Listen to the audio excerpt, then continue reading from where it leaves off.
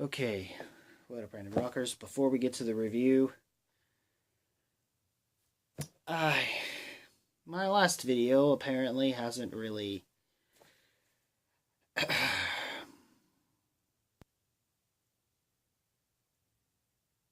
What the fuck's wrong with you?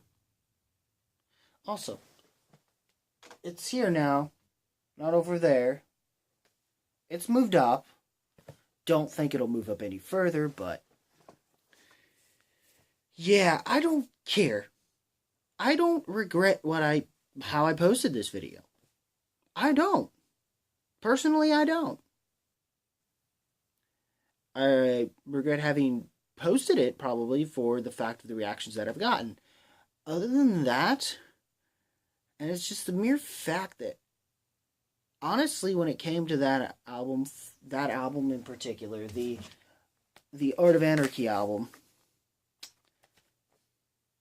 which I had reviewed in the last album. If you hadn't reviewed that, if you haven't already figured that out by now, I'm not too pleased with the reception, I'll admit, and I even had to delete one comment because I figured that would just alienate more people away from wanting to see this vid, and that might have been the smart move in that regard, but at the same time, I wish I would have kept it there just to tell the motherfucker, if I'm an idiot, and I know who you are, not personally, wish I did, or I was fuck, because if I did, I'd fucking sock your ass. Personally, if you're gonna call me an idiot, at least say an idiot, not a idiot. Fuck, you're not even worth me calling you an idiot. Okay, for all you Supernatural fans out there, you get it. Even though I'm waver in that, I barely even watch it. I'm trying to keep up with the DC shows at this point. But regardless, that's my rant. With that, I'm eventually going to do, I think I may need to do another channel update thing, or at least a welcome to my channel sort of thing, so I can further, because I don't believe I did as well as I would have liked to with that vid, in terms of how to truly describe how I do my reviews, because maybe that's what I need to do in order to have shit like the Art of Anarchy review to happen less. Like, where's my thrice and like Devin Townsend fan people? Where are they at? Because I loved them. They were great. Even though they had to argue with me about the issue, it was like, I mean, I miss that shit. I mean, I at least satisfied some people, or at least very few people who bothered to watch it, which I'm very sad that, you get that with that one album, and yet when it came to the concert review and that, very few people cared. I was kind of disappointed with that. So in this case, the Devin Townsend people, or at least the fact that I just reviewed them right within the day of, so it helped a lot. Maybe that's what it was. I don't know. I'm still working on that. But thanks again for those from last year. So I have other reviews where I actually know what the fuck I'm talking about. So some of you who are saying, I don't know what I'm fucking talking about, watch my other reviews. I actually do know what I'm talking about. It's just the fact that that album didn't give me much of anything. And if it was uninspiring, it's because the album really didn't inspire me at all. Which it says something about Scott. Yeah. And you know what, guys? That is my rant for this album in particular. And like I said, Art of Anarchy Madness is now officially gone up here instead of over there. But I'm still a mixed bag with it. I'm not expecting it to make my best of the year. Everyone's saying it's a great album. I think your definitions of a great album are, a bit subjective or objective in this case. But that's about it on that. And, yeah, that's my thoughts with that. And now, on to the album review. One of them.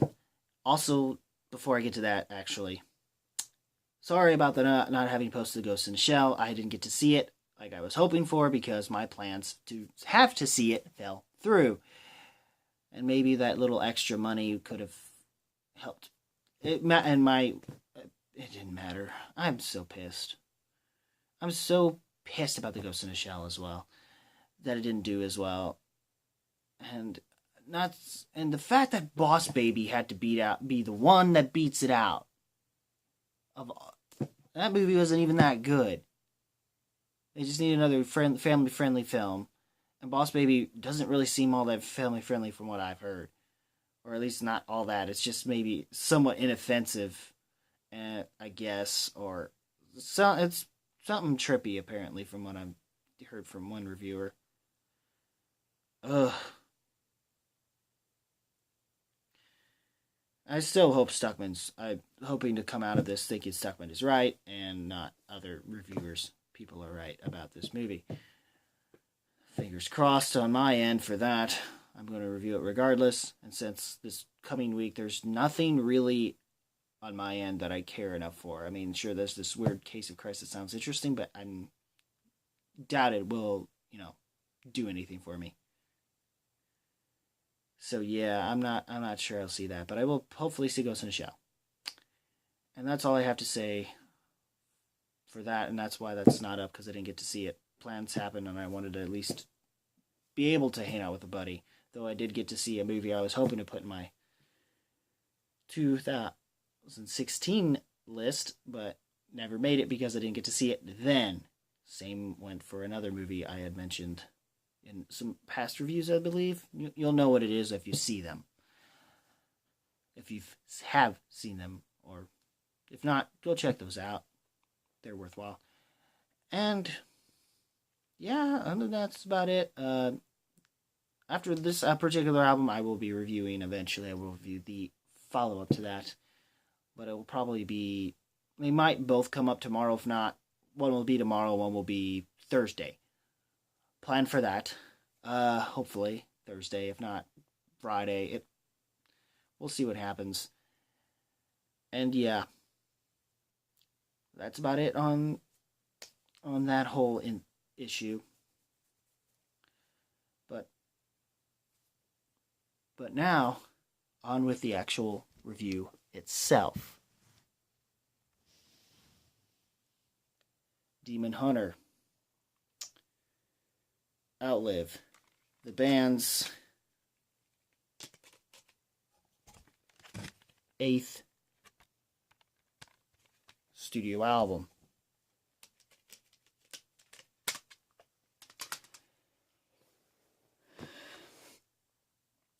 I'll be honest with you. My first album experience was their last album, The Extremists, and apparently it blew up big. I did not know this until I seen the Rocked review for this album a couple days ago, which I'll admit may sway me a little bit, but I actually did recently listen to it again after that, or in between my time frame of trying to listen to it while going through lyrics.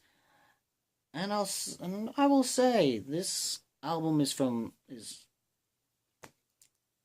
that album, I was wrong. I will admit with that. I was wrong in my first assumption with it and how I felt about it. But I feel like with that album, I needed to immerse myself in them from the start. And that's what I had to do with this and the Mastodon album, which I will review, which will hopefully be out Thursday then. I wanted to do that one earlier, but it's like Mastodon, it takes a while to really sink in, especially if they're getting into the heady, proggy stuff, Again, as opposed to their previous two albums or so, which were somewhat easier to digest. They're not super heady, which might have been what most fans were kind of upset about, I guess. But I'll talk more about that album later. We'll get back to this one here. And with The Extremist, I eventually started to enjoy it more. And I liked this album had singles that at first time I was kind of like, I don't know about this. And I feel like its opening tracks really did help, which were, I'm going to do this, I don't care. Trying Times, and of course, Jesus Wept. my boy Jesus wept. Oh, just the fucking fact that they went full metalcore instead of the more melodic stuff was awesome with this album, dude. I will say that this album is heavier. I won't say I prefer, honestly, of the recommendations when it comes to this band. I can't say the first album. I would say that hasn't aged well, and that winds up in turn becoming their weakest of albums. And outside of Infected, there's not really a whole lot I can remember from that album or bother to want to remember. However, it is their second album that really brought them up and probably put them out of a sophomore slump, Summer of Darkness. And then the Triptych, and then, of course, Storm, the one that I think was my first legit exposure to the band. That got me interested in them, which was, of course, through their music video on the MTV2 revival of the Headbangers Ball. And that song, I believe, was off Storms the Gates of Hell. It was Fading Away. That was my first exposure.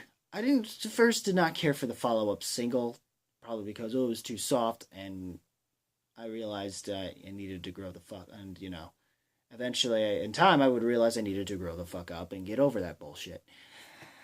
And I enjoy it, of course. I would enjoy that song even far more than I ever thought I would, far more than Fading Away, believe it or not.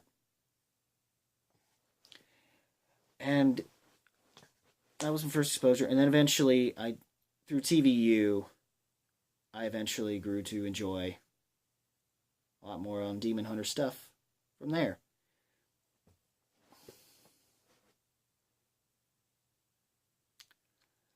Oh, yeah, sorry for the pause, but it was a lot to take in for me back then, I guess. It seemed like it. Well, I mean, not compared to what Mastodon's about to bring out. When I talk about that, that's going to be fun. Almost about as fun as this, too. Man, March 31st. Man, we end the third quarter off with some couple good headbangers. I'm going to say that right now. Because I really, really enjoyed this album. At first I was kind of leery, but eventually I grew to like it.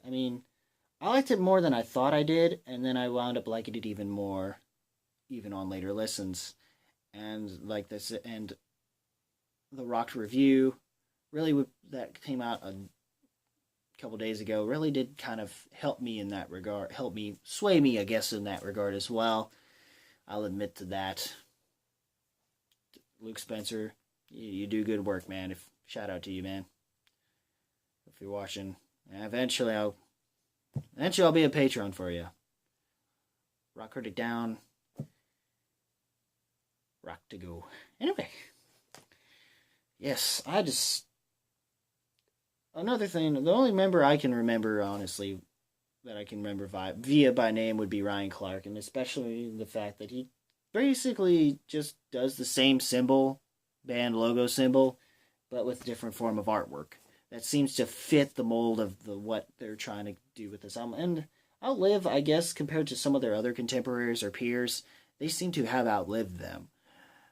Or at least the fact they've maintained themselves, and the fact they've managed to even still bring up even more success than they had from with the last album, The Extremist, as opposed to Storm of the Gates of Hell, which after that record, the follow-up album, The World is a Thorn, I liked, but it felt a lot, in my opinion, Extremist just felt like a combination of that and True Defiance, but of course, maintaining True Defiance, but adding some of the more softer industrial element stuff that record had to offer, but I also felt that maybe to a degree, maybe it was more Storm the Gates of Hell meets whereas this album, I would say, is a True Defiance meets Storm the Gates of Hell kind of thing. And I think and with maybe some differences being more in the fact, well, leaving off the Extremist, but doing more Storm the Gates of Hell meets True Defiance kind of way, as opposed to the past couple albums, The World is Thorn and True Defiance, which is what the Extremist technically was. At least as far as I am concerned. Everyone else has their own opinion out there, and sometimes that's fine. In the Art of Anarchy case, that's just taking it too far to the extreme. though some of you that I have responded to, they were somewhat more respectful, or at least one started off respectful and then just kind of got douchey. I did respond to that one because at least there was some good heart in that one, I guess. I don't know. But whatever. Yeah, I'm back to the anarchy thing. I'm not sure I'll get over the fact that you have that many dislikes over likes in a video. I don't know if I've ever actually seen that in any other video before. That's how ridiculous I think this is getting with that review. That's don't get me out of it. I know it. I know it will. And yeah, and this band was kind of fringing in the Christian realm of things, and luckily they didn't stay in that regard of whether or not they want to be considered Christian or not. They finally just admitted to being the Christian band, and it's good to know that their fan base is willing to be acceptive of it as long as they turn out and make good music, which is what I think, which is what we need out of other fan bases as well. Don't try to shove ourselves down our throat with a message. Just focus on making good music, and the band has been somewhat consistent in that regard in terms of their particular brand of Christian metal. Or in this case, I guess in a more melodic metal sound. They started off new metalcore, new metalcore, I should say, in a way, released in a Slipknot, Mudvayne kind of new metal. I wouldn't say in a proggy sense, or in the nasally sense that Mudvayne does. I definitely say they took more from Slipknot than they would have with Mudvayne, but there are some instrumental aspects that come off very similar with Mudvayne, especially given when they started to go clean, or at least or melodic, I guess, in terms. And that's where I think the band started to go more into, I guess, but they still kind of maintained some similarities with Slipknot and maybe some Seven Dust, maybe a little bit. I mean, it might be hard to tell or whatever, but regardless, I end up enjoying the band's stuff going through their discography. Just by the first album, I was like, oh boy, I hope when is it going to pick up for me? And it started to pick up even more with Summer of Darkness, then the Triptych, then Stormy Gates of Hell. I was okay with World is a Thorn. I think that would be their second weakest for me. True Defiance definitely picked things up better. The Extremists, I started to like even more than I had before, but I feel like True Defiance was a better album, despite the Extremists being considered what they consider to be their best. I feel like they've improved upon whatever ideas that I wasn't able to get out of the Extremist. I feel like Outlive, well, for lack of a better word, I guess, outlived it. If you can see my eyebrows on that one. But yes, guys, overall, and even some of the lyrical content's nice. I mean, I'm not going to go through it here. I'll let you guys do that yourselves. Just overall, guys, I was going to do thumbs up, man, but you know what? Fuck it. You know what? I'm going to be a little generous to this one. It's going to go in the same pile regardless, but it rocks. It really does. I want to come back to this album. I really do. I mean, maybe almost as much as Summer Darkness, Triptych, and Stormy Gates of Hell, but I'd say I might come to hell. I think this is better than True Defiance, really. So, better than anything post Stormy Gates of Hell. Sure, the singles at first were hard to deal with at first, but eventually it became better with the album as opposed to being separate from it, I feel like. That's, I think, what the weakness of those tracks were, but when they combine together, it works better. I mean, Jesus Wept really kind of hits you pretty hard, and, I mean, not just that song, but my favorites I recommend for sure to you guys will be, the heaviest songs are Jesus Wept. The heaviest in the old school ways would be Jesus Wept and One Less. But tracks like one that really kind of hit me on a softer side, to me, is One Step Behind and Patience. Or at least the choruses really get at you. the most. Especially Patience. And I love the way they end that song off too, man. Like, especially like when they get to that one line, they end this near the end of the chorus before ending the song. You kind of are waiting for them to do it, you know? You're really just waiting for them to do it. Oh, to finally get to that one line again. Once they finally get to, like, kind of basically as if meant to test your own patience, which is a smart decision on that regard. That's what made me even like the track even more, with that way they ended that. Especially because they end it with this nice little gnarly little growl, but it winds up being feeling more rewarding, because and patience itself is key. I like that. I like that. That's definitely one of the best of the deeper tracks. Sure, Cold Winter Sun, half is dead's okay, and I'm not gonna get the full name right. I'm gonna have to do this. Died in My Sleep. There we go. I just had a full video, and that was fine. I was kind of weak. I thought the singles they were weak, but as being an album as a whole, and how they were placed in the album was just awesome. Awesome.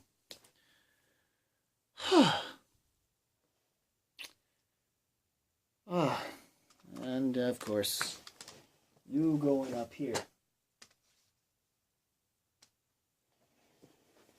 Where all the great albums go. On the guitar amp. Alright, guys. Well, Random Rockers. Demon Hunters Outlive. What did you guys think? Did you honestly think that band put out possibly one of their best albums? Or, something worthwhile listening to and coming back to? Leave me a comment about that down below if you wish. Fuck the haters. Yeah, I'm not gonna. They're not gonna let it go. I'm not gonna let it go. So let it go. And no, we're not singing Frozen shit. Had enough of that with my nieces as it is. Or at least I'm glad they've kind of been held back with Sesame Street. Yes.